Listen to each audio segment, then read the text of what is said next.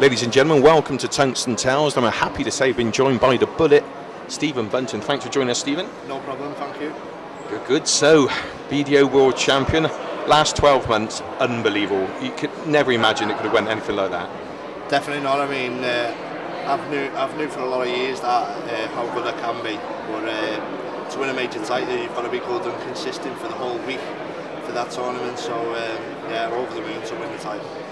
I mean, I think that the 12 months, about 9 BDO events, so say about consistency, I mean, that is right up there, isn't it? I mean, not just that, of course, the World Championship as well as the Masters as well. Yeah, as you say, you need that consistency throughout the year. It's a really tough tour, and you're playing quality players over that side as well. So, yeah, to keep the consistency up, the scoring, doubles, everything, and in the end, it pays dividends with winning the titles. Did you find going into the World Championship, because you was the #1 seed, in undisputed #1 seed, and you'd won the World Masters without conceding a set, was there a little bit of extra pressure, or do you not feel pressure like that? Is that not how it works? I tried to turn it in a positive way. I mean, I was really good in the windmill, and I knew that if I could take that form into the league side, then I had a very good chance of winning. And then obviously take each game at a time. I was watching Peter Wright in his quest for the PDC title, and I remember him saying take each leg, each set at a time, and just keep doing that, and that's all I've done. I just relaxed into it in the end. Yeah, because obviously at the end of it, everyone could see how much it meant to you. I think you've been away, obviously, from your youngster for a period of time, and it all came out in what a feeling, hey? Yeah, as you say, obviously my son weren't there to watch me, but I missed him over the 10 days. As soon as I mentioned him in the interview, I was crying my eyes out. The Lakeside title has been a title that I've tried for like 8 years, so to finally get that winning double in and win the title was a lot of relief, and I think that all come out as well. So. Might be a tricky question. Would you, if you hadn't won the World Championship, would have you maybe give it one more year in the BDO to try and, because what a lovely thought to come over to the PDC saying, you know, I've won the pinnacle, I've won the World Championship in the BDO.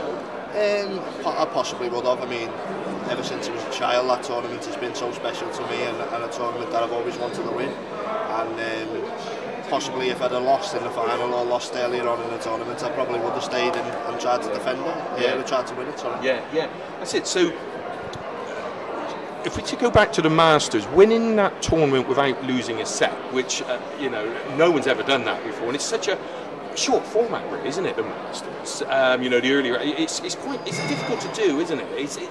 Well, silly question, but really difficult to do.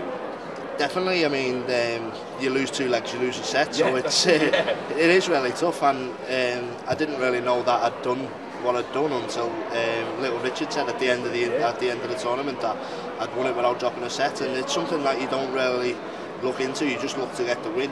But obviously I've done it without losing a set, which is a massive achievement and something I'm really proud of. Yeah, and in beating players en route, so like James Wilson, and I mean, he seems to have really got his game together as well. Looks like he might be one of the players who may be stepping into your shoes maybe next year and picking up some of these major events. Yeah, James is BDO #1 now. He's an absolutely fantastic player and a credit to the sport.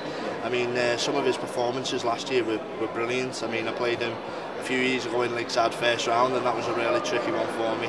Obviously, I beat him in the windmill final, but he got me back in the Southern final 5-1, I think. So, if I was to put money on someone winning the BDO World Championship next year, I think it'd be James that I put the money on.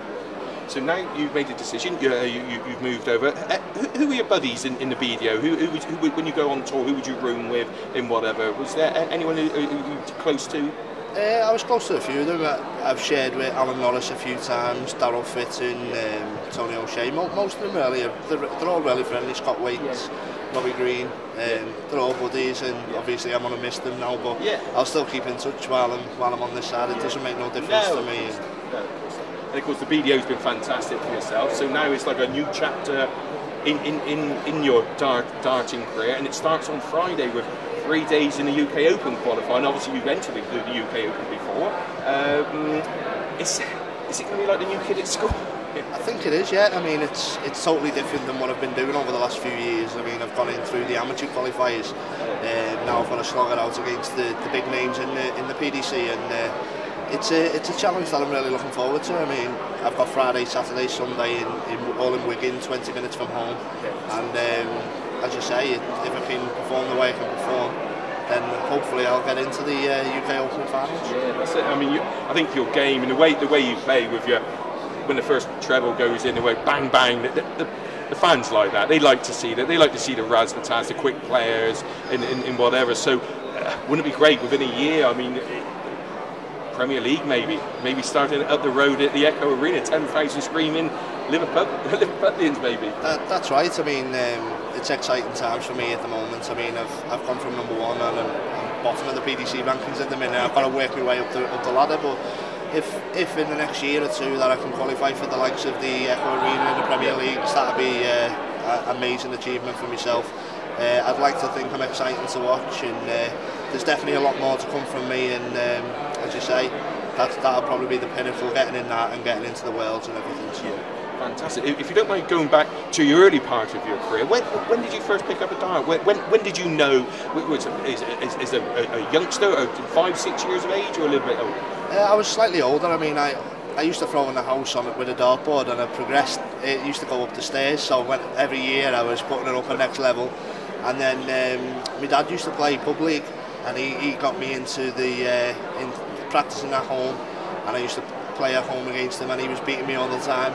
And then suddenly one day it just clicked, and I started beating him at home, and he put me in the Super League, put me in the youth, as you say, the BDO system of gradually getting yourself up to become a professional. Then through county, playing in local tournaments, and I won the Lancashire Open when I was 15. I beat Darryl Fitton in the final, and that was from that moment I knew that I could definitely be making a name for myself in the dart. And World Youth Champion? World Youth Champion, yeah, 2001. As you say, that was absolutely amazing. Went to Kuala Lumpur and had a lovely 10 days out there, won the title.